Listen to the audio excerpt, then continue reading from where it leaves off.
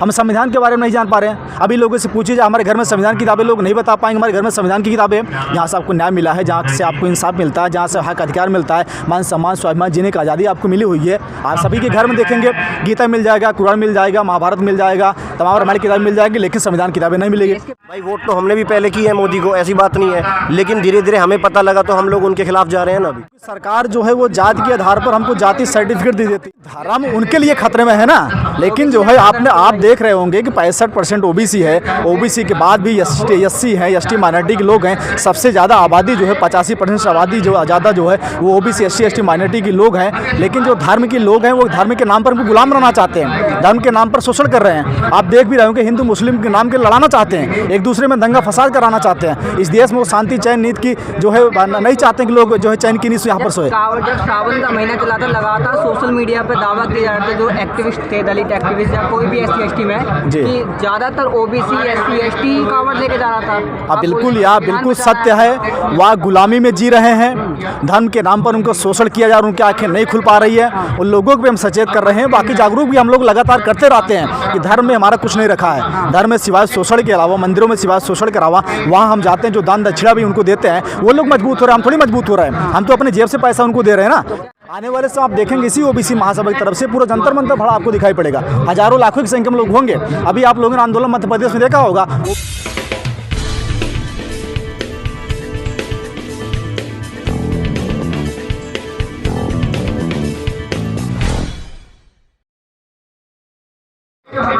मैं Shepherd Dhamupal, Shepherd tiger force India का राष्ट्रीय अध्यक्ष। मैं उत्तर प्रदेश के प्रतापगढ़ जनपद से बिलोंग करता हूँ। आज ओबीसी की महासभा से जो एक दिवसीय आज जो प्रदर्शन हो रहा है, जी जी, उसकी मांगे क्या क्या हैं आप लोग? ये ओबीसी महासभा के तत्वाधान में जंतर मंतर पर कार्यक्रम हुआ है, जिसमें 17 से 18 सूत्री मांगों को लेकर के हम सभी लोग आज यहाँ पर धरना प्रदर्शन कर रहे हैं। जिसमें जाति जनगणना की मांग है, महिलाओं के 50% जो है उनको हिस्सेदारी मिले, आरक्षण बचाओ, संविधान बचाओ, निजीकरण के विरोध में, और उसके बाद जो तमाम प्रदेशों में ओबीसी एसटी एसटी के ऊपर जो अत्याचार अन्याय किया जा रहा है, उसके खिलाफ हम लोगों ने यहाँ पर एक दिवसीय धरना प्रदर्शन करके माननीय राष्ट्रपति, माननीय प्रधानमंत्री को जो है ज्ञापन दिया है।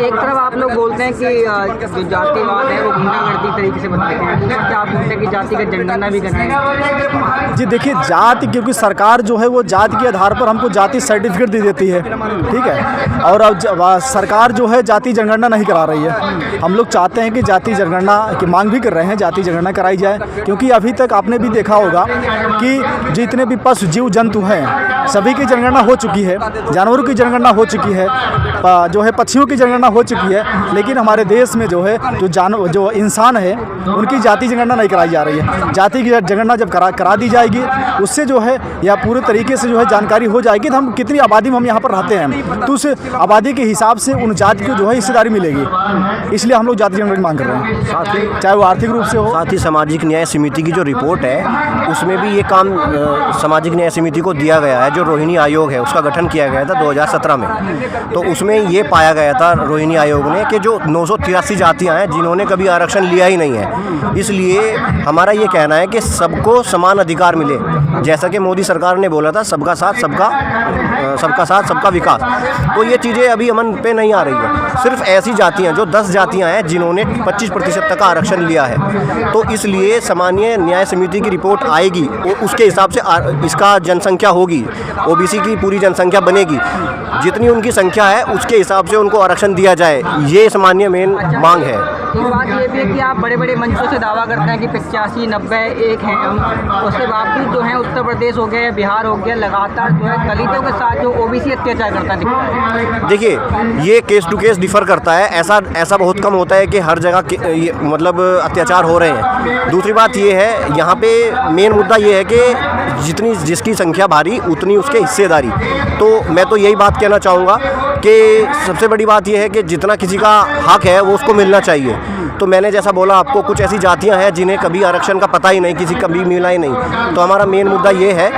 रही बात केसेस की, अगर केस होते हैं तो उनके ऊपर इंक्वायरी बैठती भी है। जैसे कि अभी राजेंद्र पाल कानपुर में उनको मार दिया गया है, हालांकि वो भी एक ओबीसी है और ओबीसी के साथ ही किया है। तो इसमें न्यायालय से अभी तक पाल समाज के जो बंदे हैं उनको अभी तक न्याय नहीं मिला है, तो उसके ऊपर इंक्वायरी गई हुई है। अब उसके बाद जो उनसे आता है, जो भी न्यायालय बोलता है, उसके बाद देखा जाएगा। डॉक्टर अम्बेडकर भी बोलते थे इस बात को, जब तक आप संगठित नहीं रहोगे तब तक आप किसी भी न्याय की लड़ाई नहीं लड़ सकोगे। जी बिल्कुल, डॉक्टर बाबा साहब भीमराव अम्बेडकर नारा दिया था, शिक्षित रहो, संगठित बनो, संघर्ष करो। ये जब डॉक्टर बाबा साहब भीमराव अम्बेडकर जी उस समय काम कर रहे थे, उन्होंने भी ओबीसी एसटी माइनॉरिटी के लिए बहुत संघर्ष किया हुआ है। उन्हें पानी तक के लिए आंदोलन चलाया हुआ है। जहाँ भी अत्याचार अन्याय हो रहे हैं उसके खिलाफ भी उन्होंने लड़ाइयाँ लड़ा हुआ है उन्हें। लेकिन जो संविधान बनाया हुआ है, संविधान में सभी को हक व अधिकार, सम्मान, स्वाभिमान से जीने का अधिकार दिया हुआ है। लेकिन अब क्या है कि जो मनवादी व्यवस्था के जो लोग हैं वो संविधान के साथ खिलवाड़ कर रहे हैं, संविधान के साथ छेड़छाड़ कर रहे हैं, संविधान को ख़त्म करने की पूरी प्लानिंग कर ली है। यहाँ तक कि जो है आरएसएस के लोग, जो मोहन भागवत लोग हैं, ये लोग एक दूसरा संविधान बनाने का प्रारूप भी पूरा तैयार कर लिया। आप लोगों ने देखा होगा न्यूज़पेपरों के माध्यम से। पूरी तरीके से संविधान खतरे में है और हम लोगों की यह जिम्मेदारी बनती है कि संविधान को बचाया जाए, आरक्षण को बताया जाए। आज जो निजीकरण कर दिया जा रहा है, आप लोगों ने देख रहा हो, निजीकरण जब कर दिया जाएगा, आरक्षण जो है वो अपने आप समाप्त हो जाएगा। भाई नौकरियाँ वैसे भी समाप्त कर दे रहे हैं। आप बोल रहे हैं संविधान खतरे में, आरक्षण खतरे में है, पर असल में तो भारत में धर्म खतरे में है, धर्म की लड़ाई लड़ रहे हैं लोग। नहीं, धर्म उनके लिए खतरे में है ना, लेकिन जो है आप देख रहे होंगे कि 65% ओबीसी है। ओबीसी के बाद भी एससी है, एसटी माइनॉरिटी के लोग हैं। सबसे ज़्यादा आबादी जो है 85% आबादी जो ज़्यादा जो है वो ओबीसी एसटी माइनॉरिटी के लोग हैं। लेकिन जो धर्म के लोग हैं वो धर्म के नाम पर उनको गुलाम बनाना चाहते हैं, धर्म के नाम पर शोषण कर रहे हैं। आप देख भी रहे होंगे हिंदू मुस्लिम के नाम के लड़ाना चाहते हैं, एक दूसरे में दंगा फसाद कराना चाहते हैं। इस देश में वो शांति चैन नीति की जो है नहीं चाहते कि लोग जो है चैन की नीति यहाँ पर सोए। जब सावन का महीना चला था, लगातार सोशल मीडिया पर दावा किया जा रहा था जो एक्टिविस्ट थे, दलित एक्टिविस्ट या कोई भी एसटी में, कि ज़्यादातर ओबीसी एसटी कावड़ लेके जा रहा था। बिल्कुल यार, बिल्कुल सत्य है। वह गुलामी में जी रहे हैं, धर्म के नाम पर उनको शोषण किया जा रहा है, उनकी आंखें नहीं खुल पा रही है। उन लोगों को भी हम सचेत कर रहे हैं, बाकी जागरूक भी हम लोग लगातार करते रहते हैं कि धर्म में हमारा कुछ नहीं रखा है। धर्म में सिवाय शोषण के अलावा, मंदिरों में सिवाय शोषण के अलावा, वहाँ हम जाते हैं जो दान दक्षिणा भी उनको देते हैं, वो लोग मजबूत हो रहे हैं, हम थोड़ी मजबूत हो रहे हैं। हम तो अपने जेब से पैसा उनको दे रहे हैं ना। तो क्या लगता है आपको कि एक मांग के लिए लाखों रोड सड़क पर आते हैं लोग, और यहाँ पर आप 17 से 18 मांगे हैं और आपके जो है 500 लोग नहीं हैं आज? ऐसा है कि जो यहाँ का सिस्टम है, क्योंकि जो परमिशन दिया जाता है वो लगभग 200 लोगों तक दिया जाता है। उसके बावजूद हम सभी लोगों ने ओबीसी महासभा के जो मेन पदाधिकारी, जो मुख्य पदाधिकारी हैं, राष्ट्रीय स्तर के, जो प्रदेश स्तर के, बाकी जो कुछ कार्यकर्ता हैं, आसपास के लोग हैं, उनको बुलाया गया, बाकी ज़्यादा लोग नहीं बुलाया गया। आने वाले समय आप देखेंगे इसी ओबीसी महासभा की तरफ से पूरा जंतर मंतर भरा आपको दिखाई पड़ेगा। हजारों लाखों की संख्या में लोग होंगे।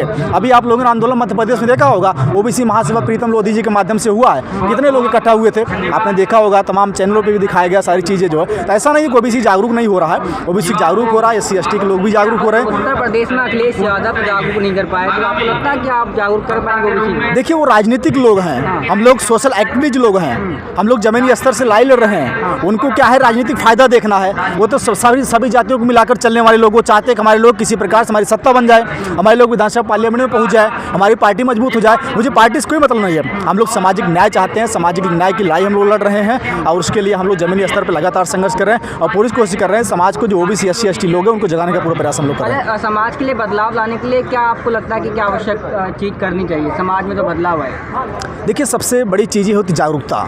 जब तक लोगों में जागरूकता नहीं पैदा करेंगे, उनके ऊपर जो अत्याचार है, न्याय के खिलाफ आवाज़ हम लोग नहीं उठाएंगे, उनको जगाने का प्रयास नहीं करेंगे, तब तक जो है हमें नहीं लगता है कि लोग एक साथ आ पाएंगे। क्योंकि लोग अपने हक अधिकार के बारे में जान ही नहीं पा रहे हैं, हम संविधान के बारे में नहीं जान पा रहे हैं। अभी लोगों से पूछिए, हमारे घर में संविधान की किताबें, लोग नहीं बता पाएंगे हमारे घर में संविधान की किताबें जहाँ से आपको न्याय मिला है, जहाँ से आपको इंसाफ मिलता है, जहाँ से हक अधिकार मिलता है, मान सम्मान स्वाभिमान जीने की आज़ादी आपको मिली हुई है। आप सभी के घर में देखेंगे गीता मिल जाएगा, कुरान मिल जाएगा, महाभारत मिल जाएगा, तमाम रामायण की किताबें मिल जाएगी, लेकिन संविधान किताबें नहीं मिलेगी। इसके प्रधानमंत्री भी खुद ओबीसी समाज से आते हैं। वो जी ओबीसी, देखिए ओबीसी तो एक मोहरा है, वो एक आरएसएस के लोगों के द्वारा वो इस्तेमाल किया जा रहे हैं। हमारे लोग उनको नहीं समझ पा रहे हैं। और वैसे अपने आपने देखा होगा भाई, मध्य प्रदेश में जो है, मध्य प्रदेश में ओबीसी की सरकार है। शिवराज सिंह भी कहते हैं कि हम ओबीसी हैं, लेकिन कहाँ कर रहे हैं? ओबीसी के ऊपर जब अत्याचार अन्याय किया जाता है, जब उनके हक अधिकार मारा जाता है, यदि वाकई में ओबीसी हैं, क्या ओबीसी के दर्द इनको नहीं लगता है? इनको आवाज़ उठानी चाहिए ना। कुछ % लोग ही नहीं समझते मोदी और योगी को, बाकी सब समझते हैं। युवाओं की पहली पसंद है योगी मोदी। नहीं, बिल्कुल ये झूठ है, ऐसा बिल्कुल भी नहीं है कि युवाओं की पसंद है। जागरूक करना जरूरी है। उनको भी ये नहीं पता है ना कि किस जाति में आरक्षण बटा है, किस जाति में नहीं मिला है, तो इसलिए उनको भी फैक्ट का नहीं पता है। भाई वोट तो हमने भी पहले की है मोदी को, ऐसी बात नहीं है, लेकिन धीरे धीरे हमें पता लगा तो हम लोग उनके खिलाफ जा रहे हैं ना अभी। क्योंकि यहाँ पे खिलाफ ऐसा नहीं है कि उनके हैं, बात ये है विचारधाराओं की बात है सारी। क्योंकि जैसे जैसे वो लोग काम अलग अलग तरीके से कर रहे हैं जो हमें अच्छे नहीं लग रहे हैं, तो फिर उनका विरोध तो होगा ही ना, क्योंकि जो गलत है वो गलत है, ये तो हमेशा ही रही बात है। अच्छा, भाजपा विरोधी है या मोदी विरोधी? जी देखिए, यहाँ पे विचारधाराओं की बात है। जो भाजपा विरोधी मोदी विरोधी वाली बात यहाँ पे नहीं है। यहाँ पे बात ये है कि सामाजिक न्याय समिति की रिपोर्ट अगर लागू हो जाती है, कितना टाइम हुआ है, 2.25 साल हो गए हैं। 2017 में जब इसकी बात आई थी कि इसको इम्प्लीमेंट किया जाएगा, लेकिन अभी तक नहीं की गई है, 5 साल हो गए हैं। तो ये कहीं ना कहीं उनकी मंशा जो है वो गलत है। वो चाहते ही नहीं है कुछ लोग ऐसे कि ये चीज़ आए, क्योंकि उसके आते ही ओबीसी को एक तरह से एक अच्छा लेवल मिलने वाला है, बूम हो जाएगा राजनीतिक के क्षेत्र में। 24 से पहले जातिगत जनगणना करा दी जाती है, तो क्या आप फिर से मोदी जी को प्रधानमंत्री पद पर शपथ दिलाएंगे? देखिए, जो काम सही करेगा वो आएगा सत्ता में, ये बात फैक्ट है। तो ऐसा नहीं है कि अगर वो काम सही करें फिर भी हम उनको ना लाएं। जो काम सही करेगा, परफॉर्मेंस बेस्ड होता है सारा काम ना, तो परफॉर्मेंस अच्छा होगा तो अगली बार उनको काम दे दिया जाएगा, सरकार संभाल लेगा। अच्छा, अभी आप बोले थे कि मोदी जी को पसंद नहीं करते, अगर जनगणना करा देंगे तो आप मोदी जी को पसंद कर लेंगे दोबारा से? तो मैं वही तो कह रहा हूँ, अगर परफॉर्मेंस अच्छा होगा तो काम अच्छा करेंगे। अगर जातिगत गणना होती है और उससे ओबीसी समाज का स्तर ऊपर उठता है तो कोई बात नहीं, अगर वो आते हैं तो क्या है, हम तो सोशल एक्टिविस्ट है ना, तो उसमें कोई प्रॉब्लम नहीं है। लेकिन बात ये है, काम हो अच्छी मंशा के साथ हो और सोशल डेवलपमेंट सबका हो। जैसा कि अभी आपने थोड़ी देर पहले पूछा था दामू जी से कि सामाजिक विकास कैसे होगा। सामाजिक विकास सबको साथ लेके होगा, एक आदमी को नहीं होगा। जैसे कि थोड़ी देर पहले अभी यहाँ पे भी एक बात रखी गई थी, इकोनॉमिक ईडब्ल्यूएस के लिए जो आरक्षण है वो बिना किसी धरने के हो गया। तो ऐसे ही इन लोगों को, जो सरकार को, जो सामाजिक न्याय समिति है वो भी बिना धरने के कर देते हैं, जल्दी करें काम उस पर, तो वो काम नहीं आ रहा है, क्योंकि कहीं ना कहीं मंशा ये है कि राज हमें करना है बहुजनों पर। तो जब ये विचारधारा आएगी तो हम मोदी जी के खिलाफ है। अगर ये विचारधारा के साथ मोदी जी सामने आते हैं या भाजपा सामने आती है तो ये विचारधारा नहीं चलने देंगे हम लोग।